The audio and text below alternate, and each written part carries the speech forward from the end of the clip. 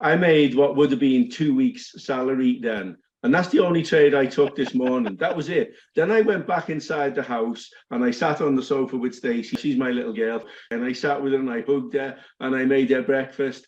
And yeah, that's quality time. It might be a waste of time for some, but you know, as an older dad, that you can't get that back. You can't replace that. But you guys have helped me so much with time management. It's still not my number one skill set, but yeah, having that bigger purpose, it makes the time factor not really matter, because you want to do these things because you know that it's like helping other people get what they want. But I quit my job with car sales and I had a little bit of a savings saved up, right? So I could pay for my bills for a few months. So I could actually manage the time better and find new skills, new interests, new streams of income, right? And then lo and behold, that's when I got together with Zach and Bryan and my life changed. I was listening to a pastor. She was talking about how she didn't have time. It's like, God, I don't even know how you expect me to function or survive on this schedule. And God spoke back to her heart and he was like, well, you're the one who makes your schedule, not me, right? That was like an arrow in the chest for me, right? It feels like we get stuck. It feels like we're forced into situations in life a lot of times, but we have a lot more decision and influence in the process. The 4 pillars of prosperity, guys. That's all you have to do. Time, health, relationships, finances. If you prioritize in that way, specifically with the first 3, 4 is absolutely an outcome. Good. I got to be honest with everybody on this call. I've maybe put in an honest 3 hours of work this week, and we were having another record month. We keep making more money and more money and more money. Yep. It's very true. So what are the secrets? How do some of the most successful entrepreneurs find the freedom that we all got into business for in the first place? How did they find the time, energy, and resources to launch and scale strong? And how do entrepreneurs like us align our time, money, and energy in a way that will allow us to reach what we set out to achieve? These are the key questions, and this community will give you the answers. Welcome to the Prosperity Movement. Let's get started, guys. I'm actually really excited because we're all here. This is like the core team of Prosperity U. We're missing just a couple people of the core team, but these are it's so fun to be able to connect and converse about topics that will actually make a difference in people's lives. And today in particular, obviously, this is a topic we all feel pretty strongly about, and we'll dive in. I've got kind of a, we'll call it a little list of what specifically about this topic we'll be covering. But anyway, welcome. This is the Prosperity U podcast. Well, what I want to talk about first, I'll tell like a quick little story on how this particular topic came to be, and I'd be curious. I have a question for Bryan too when I'm done with this little story. So basically, what happened was this: in my entrepreneur journey, I was heavily involved in marketing in a variety of ways, right? Whether it was affiliate marketing. At the time, I was running an ad agency with partners that you guys don't know who they are. They were not great partners. And so I was running myself into the ground just from the grind. There's just so much work, so much. Like we're talking 80 to 100 hours a week being spent into these ad campaigns and these different companies and these different clients that we had. And then lo and behold, I get this call or this message from a guy. His name is Ryan. And Ryan's like, hey, man, my cousin's looking for some help with marketing. And so I'm like, okay, all right, I can do another one. And so I met Bryan. So Ryan is Bryan's cousin. And this is how I met Bryan. And the fun little story here that introduces the topic today is this. Bryan and I, long story short, and I'll make this super short, we decided to partner, okay, and make our own ad agency. I went ahead and sold my shares to my previous agency, left the company. That was more of a let me save myself mentally kind of situation. And Bryan and I started partnering. And what really, really caught my attention with Bryan is this topic that we're talking about today, which is ultimately the 4 pillars of prosperity. at the time they were called the 4 pillars of wealth, I believe. Was that right, Brian? Is that what you used to call them? Okay. And so yeah, we went through a couple of things. It was like the 4 pillars of life, and then the 4 pillars of wealth, and then yeah, we had prosperity movement, and then it evolved. So yeah. Yeah, but these 4 pillars are essentially a way to prioritize your life in the most effective way possible to get the end result you're truly looking for. See, a lot of people, they come to the prosperity movement and they think the result they're looking for is more money, but that's only a piece of the equation. If you think about why do you want more money? Well, now all of a sudden you're like, well, because I want to take as much vacation time as I want. Okay, well, now we're not talking about money, we're talking about control of time. Oh, I want more money to make more memories with my family. Okay, well, now we're talking about relationships. Oh, I want more money so I can afford healthier foods. Okay, well, now we're talking about health, right? So it's interesting how people, they come in with this desired result of money, but the reality is there's this underlying desired result, which is the 4 pillars of prosperity. And they are time, health, relationships, then finances, in that order. So my question to you, Brian, first off, you taught me this, right? And where did you learn it from? How did this come to be? Dude, I genuinely have been like, as you know, I'm constantly soaking in the word. I'm constantly diving into biblical principles. We call them kingdom principles. Not a religious man. I'm a very, very relationship driven individual.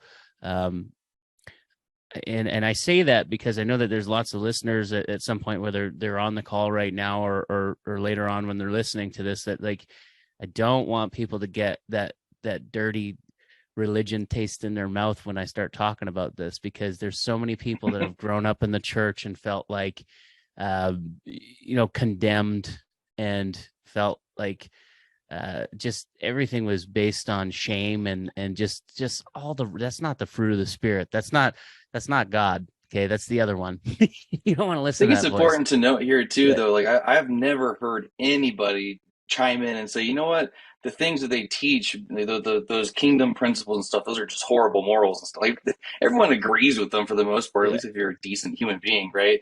Yeah. And I think your point here is that we stand by those, and we're not here to sit Right. here and just preach the entire thing, but rather to say that these are very valuable. That's the inspiration that you got, right? It's wisdom. James talks about Right. wisdom all the time. It's wisdom. Okay. It's wisdom. These are kingdom principles. They derive from the book of Proverbs. They derive from the book of Job. These are Old Testament books.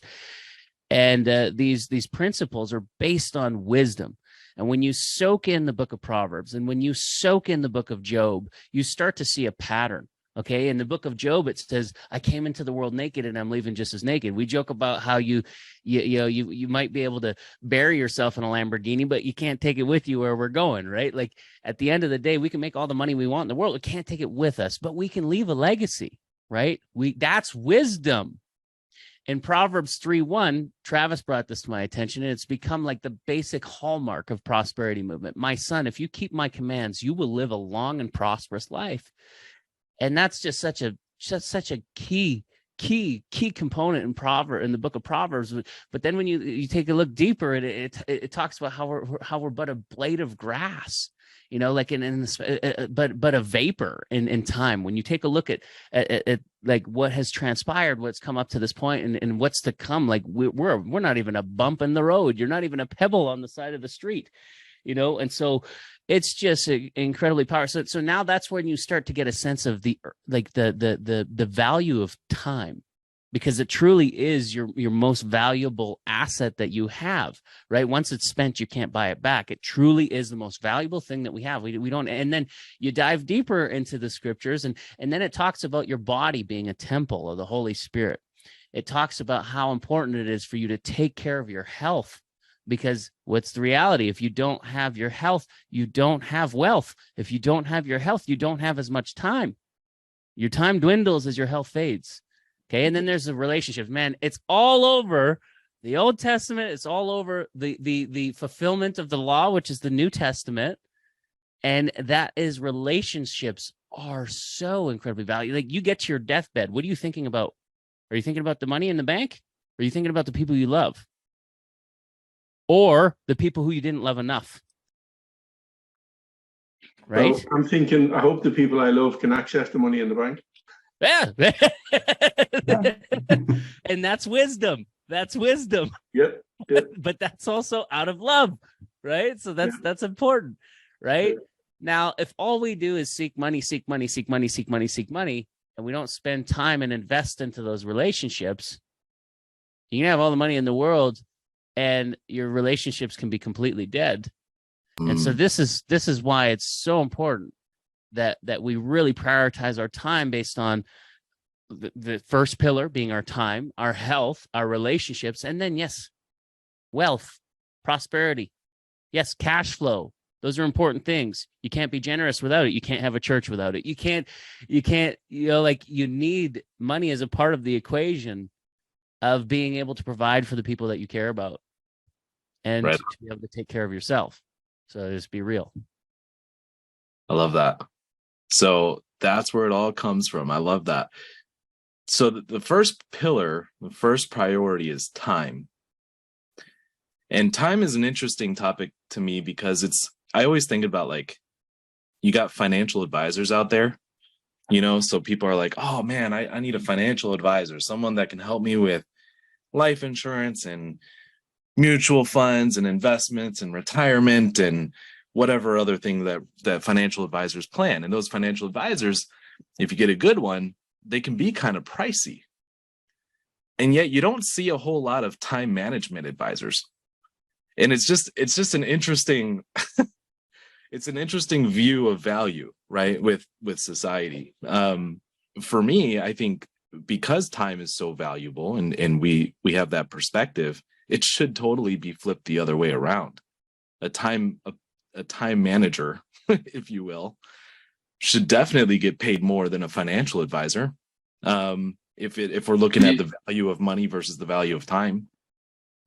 Do you think that somebody who manages their time better or somebody who manages their finances better will make more income? Their time, and there's a few reasons why. Because, okay, we'll even go back to the example of when I was with my first marketing agency. Okay, my time, I had none of my own time. My time was constantly being spent into my skill set of marketing, which in a way made me more money, right? So my time was only focused in one spot, which was to make more money. But if my time instead was managed properly, and all of a sudden I was also taking care of myself, which I was not doing, and I was building relationships, all of a sudden now I would start to feel joy and fulfillment. And all of a sudden those tasks that were taking me 12-hour days, I could probably get done in 6 hours, because all of a sudden I'm in a better place. So time management for sure can end up making you more money, 100%. What about I think you, it can make you more money, but if you're like, here's the thing. If you get really good at managing your time, the chances of you being able to manage anything else are really good. Like it literally says in the book of 1 Timothy 3 that if you manage your household well, you'll be able to manage everything else. Okay. So like if you manage your time well, the chances of you being able to manage your money and everything else, you start to become more efficient. You start to become more effective. And now you start to become more impactful. Thus, now income becomes something that's not hard. It becomes simple. Yeah. Like I don't even know how it's happening here. I can't wait to hear what you have to say, Charlie. I don't know how it's happening here, but genuinely, I remember the beginning when we were first starting there, Zach, and even before that, like I was putting in, like I had just lost my dream job in 2017, high level here, and I like moved in with my mother-in-law, with my wife and my firstborn son, and that sucked. Okay, genuinely, super sucked. Don't wish that upon anyone. I love my mother-in-law. She thank you for the help, but that sucked. Okay, there's a reason why the Bible says leave and cleave. Genuinely, it was incredibly emasculating. It was the most emasculating thing I've ever experienced in my life. but I was working I couldn't get full-time hours, but it was almost full-time hours because most places they don't do that. So I'm working as a teacher's aide, but then I'm also studying segregated funds, mutual funds, and I was learning about the Rule 72 and actually becoming a financial advisor.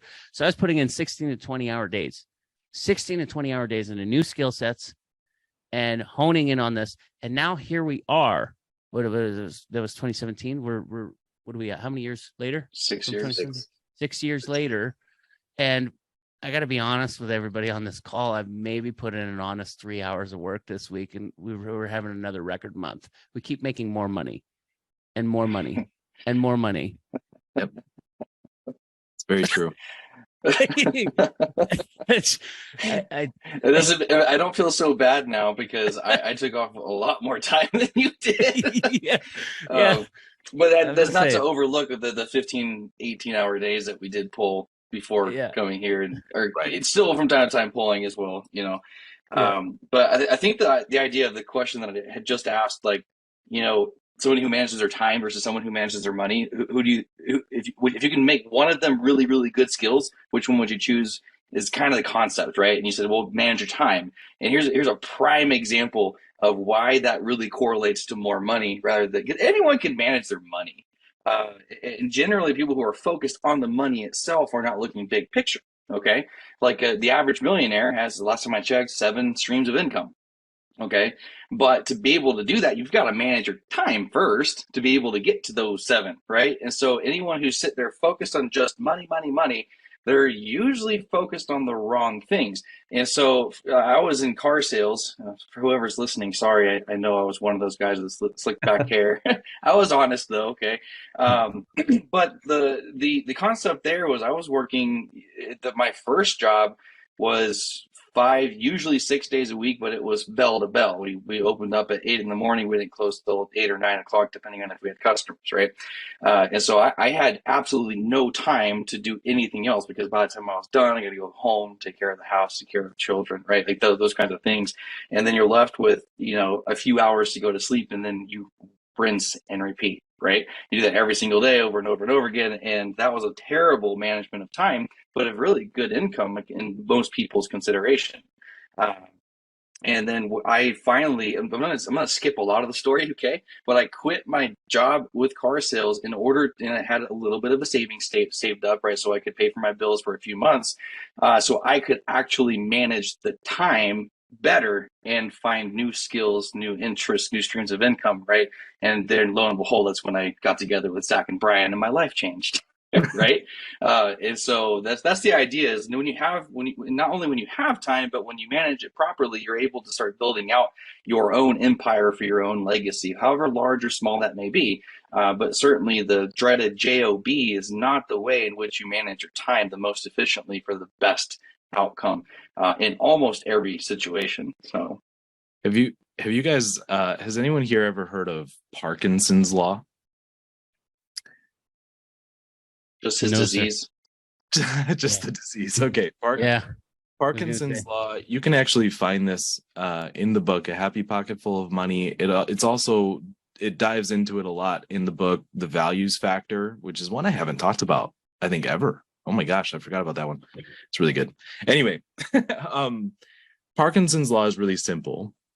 It's basically where the allotted time that you give a task, the task will take that amount of time, right? This is a generally speaking thing. So if I sit down and I say, you know what, I'm going to write an email, okay, because it's one of my tasks that I do every week. And I sit down and I'm like, this email is going to take me an hour and a half. Guess what? It's going to take me an hour and a half. It's funny because this week I decided I'm going to implement Parkinson's law, and I'm going to say this email is going to take me an hour. Funny enough, I got it done in an hour. Okay. So, next week's half an hour. Do you think that this is where procrastination comes into play? Like if we, like back in school, right? Yes. Hey, you have 2 weeks to do this project. Well, it took you 2 weeks because you didn't do anything for a week and a half. That's exactly right. Yes. So Parkinson's law is utilizing whatever chemicals happen in the brain when you procrastinate to last minute. It's utilizing that kind of to your advantage. Yeah, what's that when you go against the grain? I rebel against my calendar a lot of the time too. Yeah. and I had like, it's a discipline thing. You got to sharpen it, right? Like, Yeah. but I'm just saying, like, it's funny as especially once you start, like, this is, we were talking about this the other day, but like, that hunger and that like thirst and that hunger and that drive that you had in the beginning, when like you had to fight to make ends meet. Yeah. Remember that?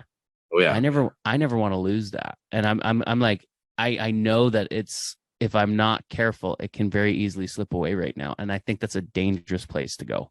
That's a dangerous place. That's called entitlement. Complacency. Complacency. Yeah. We label it differently. Yeah. Complacency, entitlement, they kind of fall into the same category, right? Yeah. Kind of reminds me when I got married recently, for everyone who didn't know.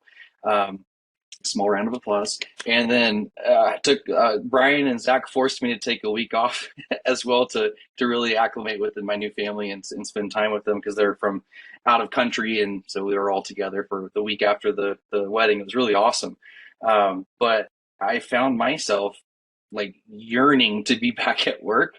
But that's when you look at time, health, relationships, and finances, where should my time be spent is the idea, right? And we decided that was going to be spent on relationships for a while. But I'm telling you what, like you're talking about, you don't want to lose that drive. I really, really, really wanted to get back to work and start doing things. And it's because this is not so much I'm not working, but I'm doing something productive. There's a difference, right? There's providing value and impact and stuff and continuing to build that out. It's just, I can't explain it. It was the weirdest thing, because for one side of the equation in your heart, you're like, oh man, I don't like all these things that I have to do at work. Like there's some monotonous things and some, things that take a lot of time and concentration that I don't like to do, but it's still part of the equations. And on the other side, I'm like, man, I need a vacation from my vacation, like I need to get back to work kind of thing. It's really hard to describe for anybody who's not experienced that feeling. But can anyone else here talk about whenever you've left and stopped providing with Prosperity Movement? Because that's what we're doing now, right? Yeah. And just felt like this disconnect from your own purpose and fulfillment. Sorry, go ahead, Janelle. You go first. Sometimes I get a little hung up when I don't feel like I'm doing enough to help the students. Like I'm not providing enough. But what keeps me going is honestly like the fact that this purpose is so much bigger than me. It's not just doing tasks to get paid. I don't get paid hourly. I just don't. And so when I put in my time, I'm not thinking like, oh, I'm gonna make this much if I do this much work. And as we're getting more and more students, like you guys are like, oh yeah, like I only worked 3 hours this week. My calendar's filling up so much right now with all our new students that I ended up having 3 calls back to back on Tuesday that I wasn't expecting, and had to update my Zoom because it wouldn't let me do that. But right. I'm able to keep my work time for the most part to the first half of the day, because I'm still a single mom. I'm still a homeschooling mom. I got houses to look after. I'm dog sitting. I cannot sit in an office for 8 hours a day and work. But you guys have helped me so much with time management. It's still not my number one skill set, but having that bigger purpose, it makes the time factor not really matter, because you want to do these things because you know that it's like helping other people get what they want. So from a different perspective, I find the lazier I get, the better I get with my time management. It was an epiphany for me way back when I still had a job. I owned the company, but I still worked there. And the epiphany for me was I normally used to take my laptop to work when I wanted to buy something. I'll take the laptop in the office, I'll make the money, I'll buy the something, whatever it was. And then this one day I took the laptop and there wasn't anything particular I was looking for.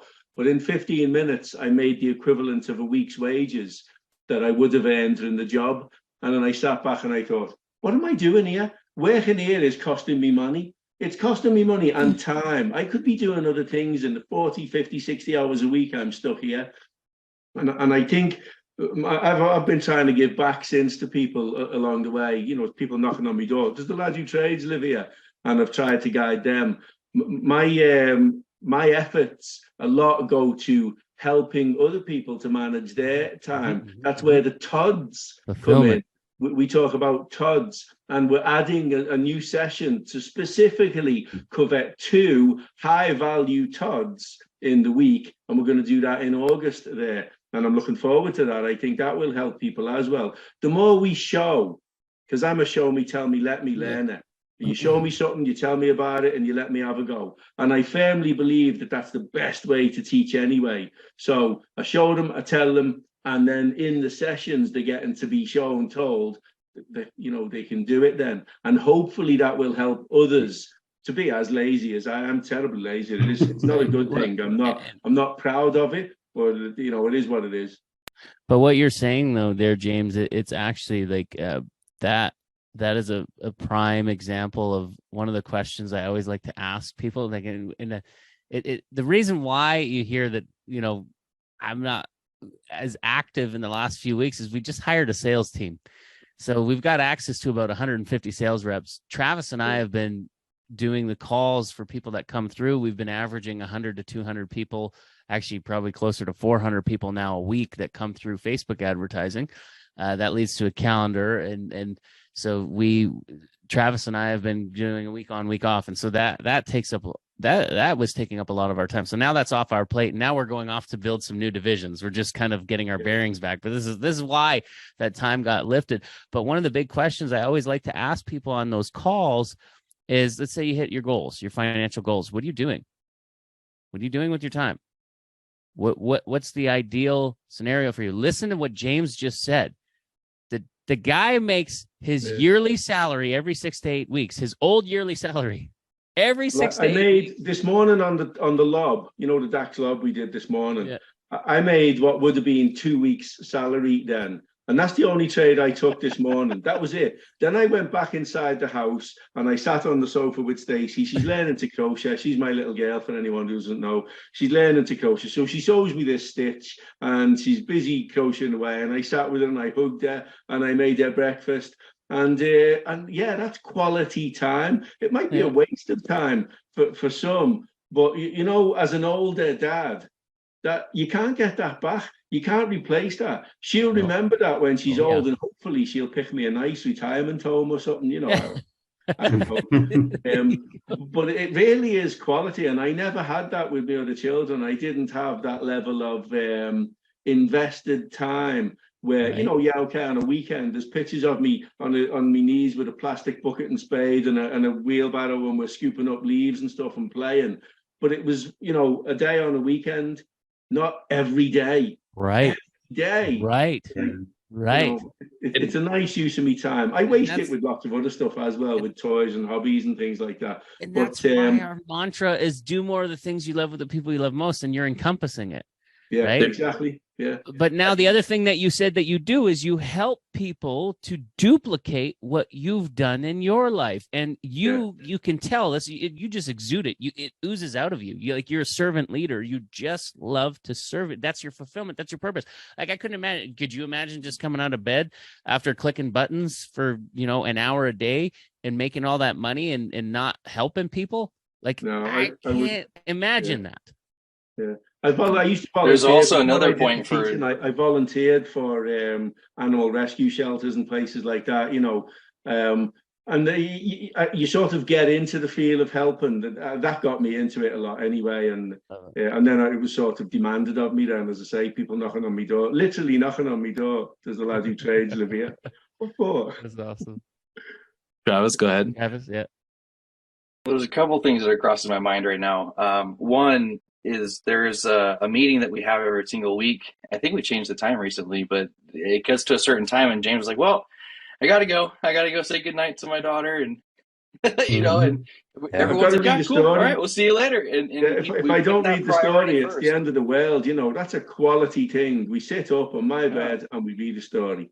Yeah. It's lovely. And that's something that is taking the 4 pillars of prosperity into consideration and is able to happen based off of management of time and resources, which creates more income and more opportunity for you to have more of the time claimed for whatever you want. And then all of the guys and gals too, right? All of us are totally fine with that. And every single time that I've seen anybody say, you know what, I need to do this with my family. I need to do this because I'm moving. I want to do this because I just want to. And where everyone's like, that's cool. And I think it's important that I love to tell people is that the power of community is so often overlooked, that when you are in a rock solid community, that's another way to leverage your time and efficiency, right? There are so many different cultures, specifically outside of the North American cultures that we have, that people come together. You're not like my wife's family, their children are not expected to move out when they turn 18. You move out when you get on your feet and get married, right? And there's other cultures like the Jewish cultures that have this sense of community too, that when one of them wins and makes money, everybody does too. And they have like this kind of melting pot that happens, right?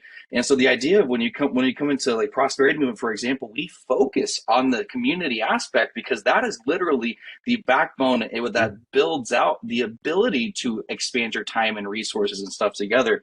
And there's just one quick thing I want to say that I remember, like, you know, those stories that your dad or your mom teaches you when you're growing up. And one was when I went camping and my dad had these little sticks that you found on the ground next to the campfire, right? The little ones. He goes, and for me and my two brothers, he goes, break these. And we're all like, you know, little kids. We break them like, yeah, Dad, look how strong I am. He goes, that stick represents you. Now let's pick up mommy and daddy and your sisters and your brothers and your uncles and your aunts and everybody. You put them all together and say, now break that. And we were like, we couldn't break it. And he goes, that is your family. That is your relationships, right? And that's true. And that's why the 4 pillars are time, health, relationships, and finances. They all come together and interconnect in a very amazing way, but you have to identify them for what they are, and that there's only one truth, right? And so when you have a strong built community, I promise that opens up your time availability and your structures and your finances and your ability to be healthier and all of this, right? You're an outcome from the people you associate with the most. And if you have a bunch of toxic people in your life, do you really think that's going to be able to help you with your time or help you with your health or relationships or money of all things, right? We keep talking about that one last because I genuinely believe money is an outcome. It is that, and that's all it is, right? Do you want to manage your outcome, right? Or do you want to manage your present? And when you manage your present, then your outcome is better. See? And so like, and that, dude, like you're nailing it so much, just nailing it on the head. And it just reminds me of, again, our presentation, like talk about the community and the values surrounding this community. In the presentation, you've got the spot where it says, what do you think all of this is worth? And I always redirect it. It's one of my favorite questions is like, do you believe we've been conditioned for complacency and compliance? And most people are going to say yes. It's very, very, very, very seldom that I've ever heard anybody actually challenge that question. It's mostly, yeah. Okay, let's dive deeper into that, because most people that are coming to the prosperity movement, you're feeling like you have a ceiling. Okay.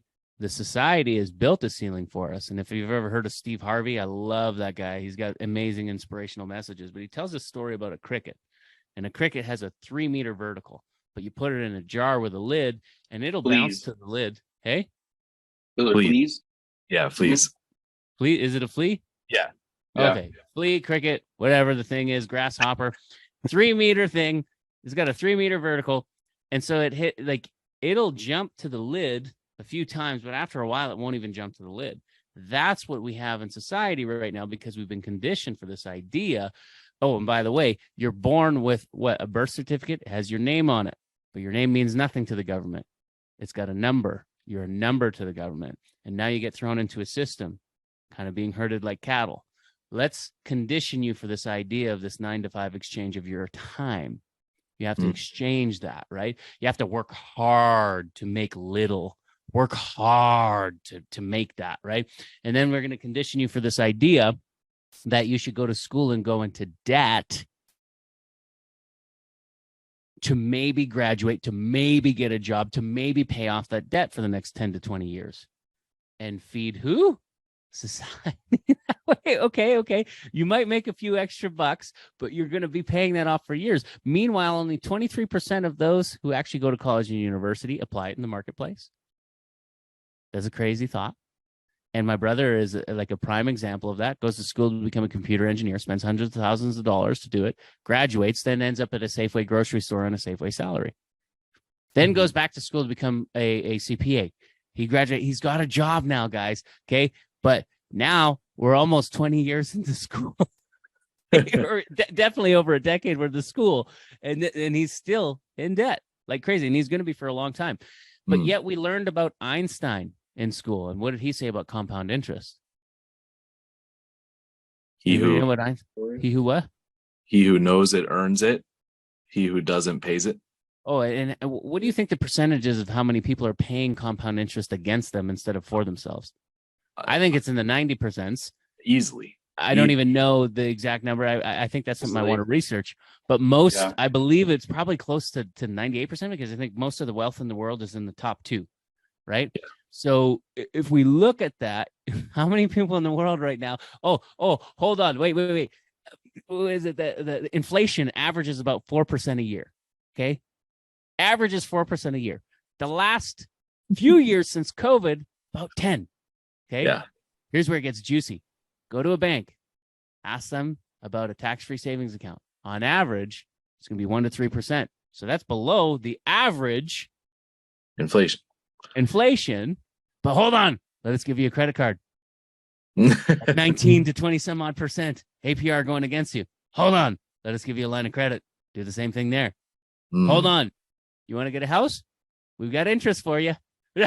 Exactly. Right. Everything you're describing is the American dream. Yeah. You need the house and the car and the white picket fence and the family and stuff and I say family loosely there, but like when you do all of this too fast, too soon without the actual proper spread of your time and resources, then it's all I think designed. That's a strong word, but it's all designed to keep you in a position where you can't excel and get into the higher positions of the 4 pillars of prosperity, right?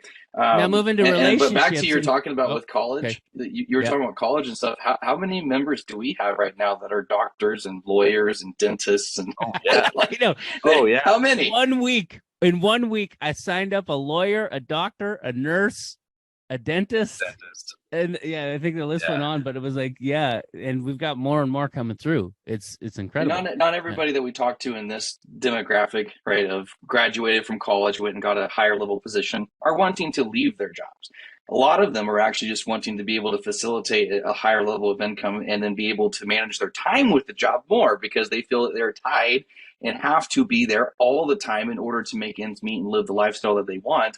And if they can find another stream of income, right, then they'll be able to go still serve in the way that they want to, but on their own schedule rather than the schedule dictated by bad finances, right? And so it's important to know that not everybody coming through had made like bad decisions because they went to college. That's not what we're advocating. We're advocating, though, is that for the vast majority of people who go to college, that is through the lens of the conditioning that we should, okay? And at least 75%, so 3 out of 4 people that go to college never apply their degree. They just went because they thought they should, okay? And then the ones that do go apply their degree, a large percentage of them are not getting the jobs high enough for them. A lot of them are coming to us to help, and then the even fewer are happy with the outcome, but they want more income, right? And so that's a very, very small number, but I like to be fully encompassing of all these like little things, right? So what are the consequences now of this complacent behavior over time, and what does it do also from a finance standpoint to relationships? What do we see in society right now? Very, very high level. You're talking about like addictions, depressions, and all kinds of those things. Suicide rate, divorce rates. Divorce rates, bingo, and all of the things, and then some. What do you got? 50% divorce rate on average right now. Yeah. And anybody who tries to with your first marriage, and then the second one goes up to like 80% likelihood. Right. It's crazy. It's crazy. Right. And so like it's. So a lot of that, they say a big percentage of that has to do with income. It has a lot. I would say there's a big component of communication. Nobody taught us how to communicate properly. Yeah. I would say even communication surrounding income, right? I mean, that's a big part of it. So who's teaching all these things? We are. The school system. Darn school systems, curriculum. They teach you to sit down, shut up, turn in your grades, and climb a tree, even if you're a fish, kind of thing. And right? failure they teach you is a static. bad thing. They teach you failure is a bad thing. Whereas over here, we're going to teach you fail up. Oof. Let's go.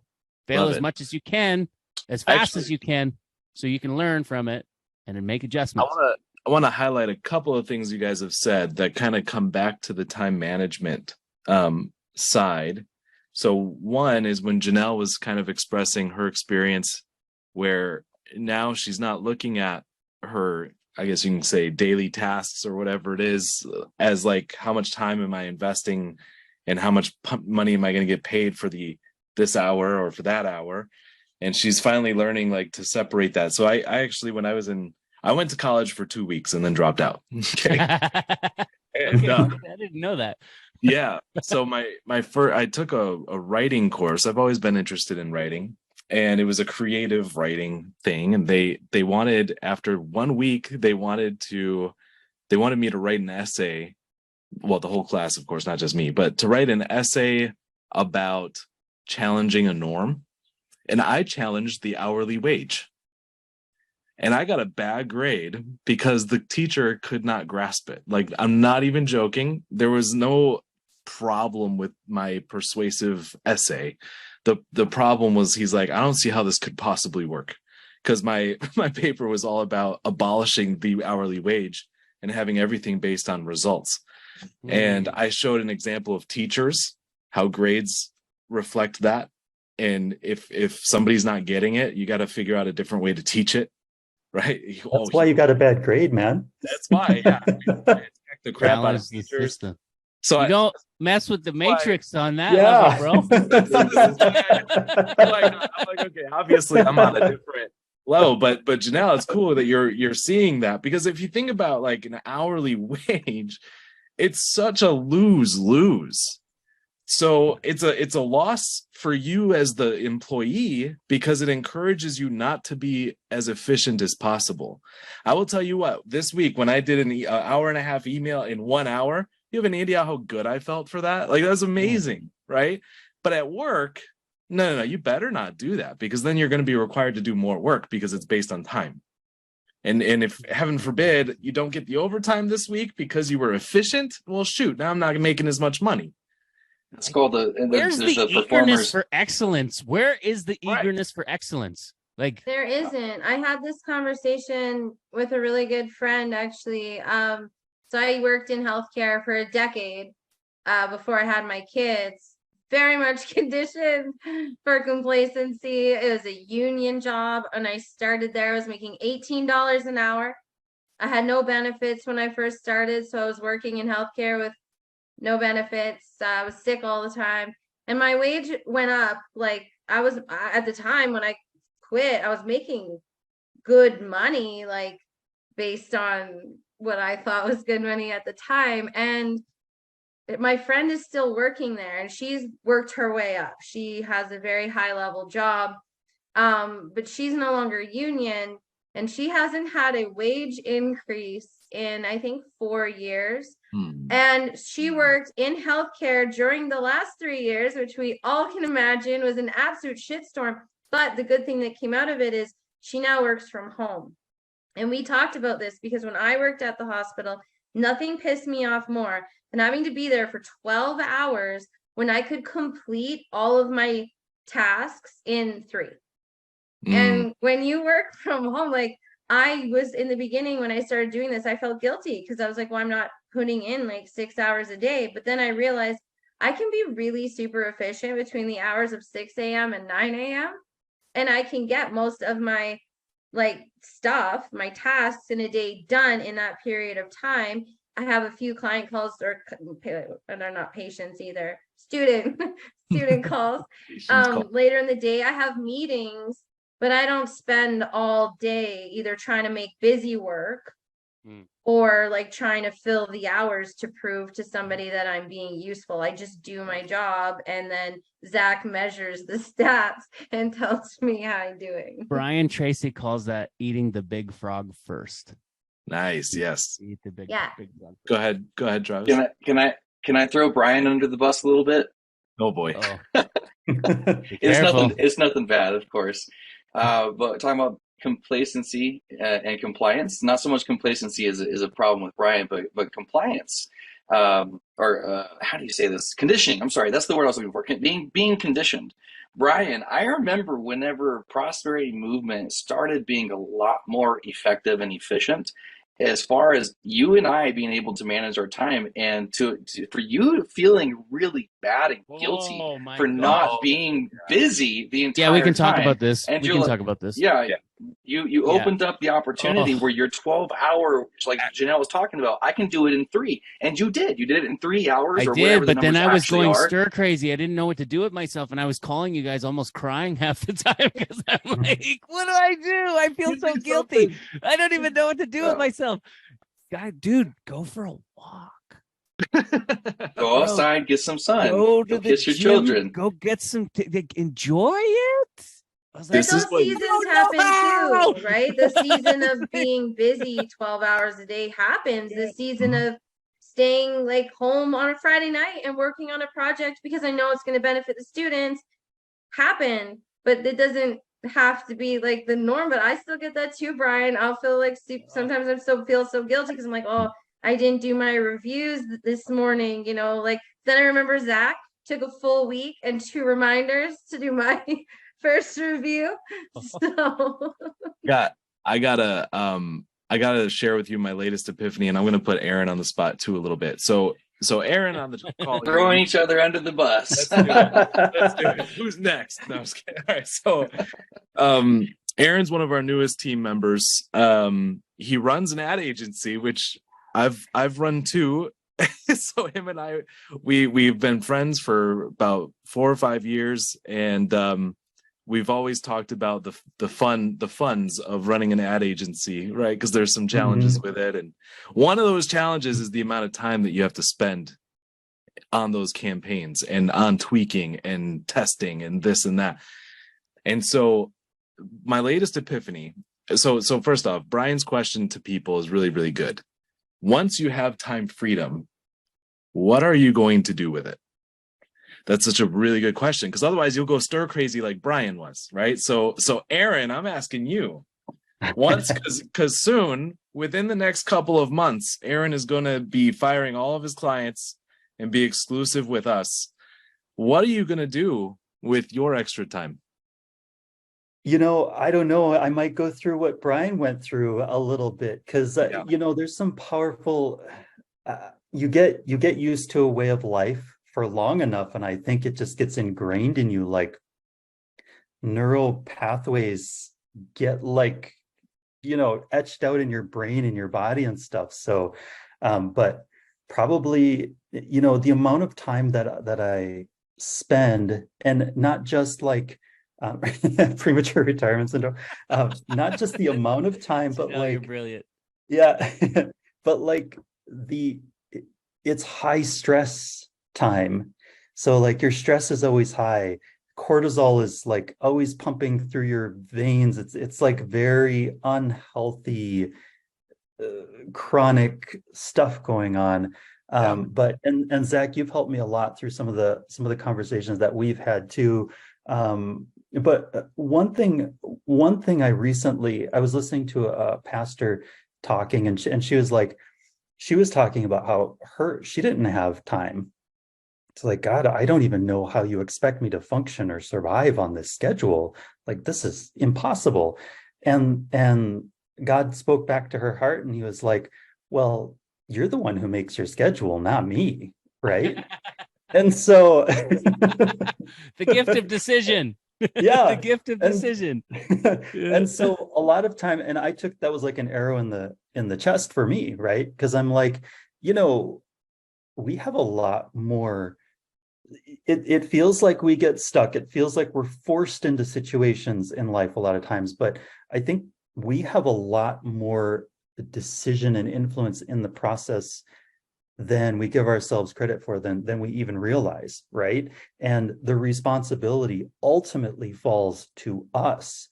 And sometimes that means making hard decisions. Sometimes that means saying no to people who you don't want to disappoint, right? But or even later. Not Or- now, yeah, later. exactly right. So Or making decisions like Zach did, because I told him not to sell his shares. He was making way more money over there. He gave up income. He gave up things to free himself.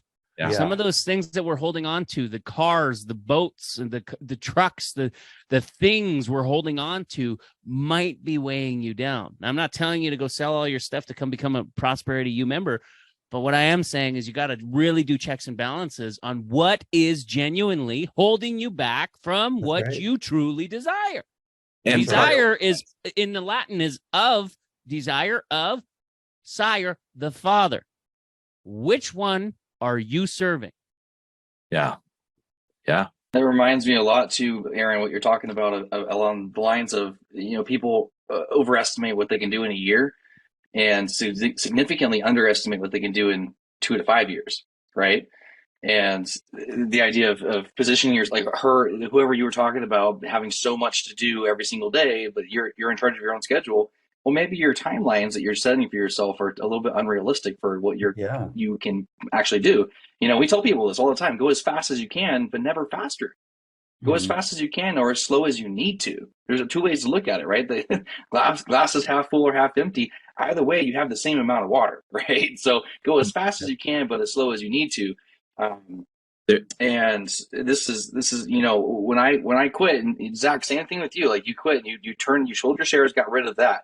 I left my job, and then I got offered almost immediately based on my performance. I got a call, and they were like, "Hey, we're going to guarantee you 20,000 plus a month based on performance with a cap or minimum of 20 grand." I turned that down to come eat dog food with Bryan and Zach for a while. We're not making 20K. No, certainly not 20K, but I'm joking with dog food. We all got by just fine. We're very happy, but working and grinding and doing those 15, 18 hours often, constant, every single day, every single week, to build out and get to a point where we were kind of comfortable. And then from there, growing and growing and growing. And that was, we're talking about years in the process of getting this all finalized. And we're still growing, but we're still pushing out into 2, 3, 4, 5 year increments. Like, we're not looking just everything that we can do today. And so when we're looking at, we break down our time. We do this very methodically. We break down our time. What are we doing this quarter? Okay, if we're doing it this quarter, what can we do in these months? In these months, what weeks should I be doing this? And each day on those weeks, we break it down. And sometimes that means, well, we have a whole week to do 5 hours worth of work. And then the next week, it's like, well, we have a whole week to do 2 weeks worth of work. How are we going to manage our time to be able to get it done? And it's not always just this static schedule, but rather looking big picture. But that's also what we teach inside of the prosperity movement itself, is that we need to look big picture. Okay, money is an outcome, but the percentages are what we're looking to make. Or pips and percentages, right? Yeah. And if you can look long term and focus on the task at hand, then the money comes. It comes. Just follow the rules. And the same thing in life. Some of those rules that we have that we know work are to break up your life into time, health, relationships, and finances, and then to organize everything around those 4 pillars. Like, this is all coming full circle at this point. Almost perfect timing too. Honing in on RPAs and KPIs, revenue producing activities, key performance indicators. It's what gets measured gets managed. It's kind of funny. Janelle and I were just on a call. We're talking a little bit about our kids doing chores. And to give you a little insight into my brain, my kids get a spreadsheet every day with a list of chores. But here's the fun part. Okay, it's not like, pick up the stuff in the living room. It's not like that. It's like, find all garbage, throw it in the trash. Find all recycling, throw it in the recycling bin. Find everything that goes in your room, put it in your room. Find everything that goes in Dad's office, put it in his office. Right. So it's like step by step. But that's a process. It's a management. It's things like that you can do to actually maximize your time. So now I don't even have to check their chores. They give me their spreadsheet with all the check boxes on it. I'm like, okay, I know they did it. And they're not lying to me. I know that. Anyway, one last point before we tie up here, going back to stir craziness, because I think this is very relatable. Most of the people that come into our community are very hard workers, right? Just like all of us here on this panel are. Except for James, he's lazy. I'm just kidding. Except for James, yeah. But that You brings took that off a long time ago. that brings up a point, though, is that there is a difference between being lazy and being bored. Okay. And so James is lazy, meaning he doesn't work a lot, but he's not bored. He's shooting guns. He's going on vacations. He's having a good life. Okay. So this is why that question that Bryan asks people and that I asked Aaron is so important. What are you going to do with your new time freedom? Because boredom, honestly, is equivalent to unhappiness. Because if we look, okay, I'm not going to go into the difference between happiness and joy, but happiness is a very temporary thing. And if I could find a perfect synonym for happening, happiness happens to you. Joy is a choice. The other thing about happiness, though, is that the synonym to it would be excitement. Okay, because you're seeking excitement, exciting things to do. That's kind of what happiness is. So what's the opposite of excitement? Boredom. So boredom is a parallel to unhappiness. It's a little box, if you can imagine. So that's why boredom is very detrimental. If you're feeling bored, you will start to mess things up with your 4 pillars of prosperity. Okay, so you need to have a plan, whether that's hobbies, whether that's house projects, whether it's a new skill set you've always wanted to learn, like playing music or something like that. Have a plan. Talk to your spouse about it. Talk to your kids about it. What are we going to do? Right? Start to dream a little bit, because that's gonna save you a lot of that stress that Bryan was feeling when it happened to him. So, and we've all felt that too. Like it's a really big deal. So, but the 4 pillars of prosperity, guys. That's all you have to do. Time, health, relationships, finances. If you prioritize in that way, specifically with the first 3, 4 is an outcome, as Travis said. I thought that was great. 4 is absolutely an outcome. And so for those that want to dive into the community, you want to learn how you can earn more, how you can drive more impact and income, how you can take control of your time, get a better sense of a healthy focus with your time, have more impactful relationships and drive more impact and income, you can actually, I'm going to put it in the chat here for those that are on this call that haven't had this call before. We'll put it on Facebook. And then, of course, if you are listening to this on the podcast, it is simply go.prosperitymovement.online/prosperity team. That's go.prosperitymovement.online/prosperity team. And we look forward to connecting with you very soon.